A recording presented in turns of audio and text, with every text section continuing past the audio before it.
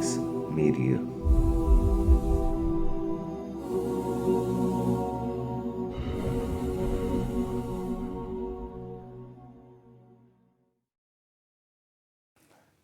Whenever they teach you in school about the Underground Railroad, it's always going north. They never talk about the Underground Railroad going south. I think the reason why they do that is to kind of end the racism between white people and black people. But in reality, the Underground Railroad went north and south. It went south also to Latin America. And it went to Mexico.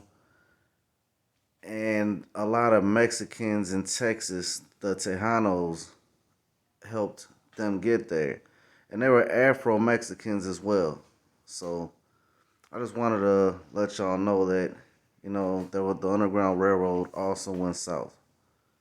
Keep it locked right here, Dub Makes Media.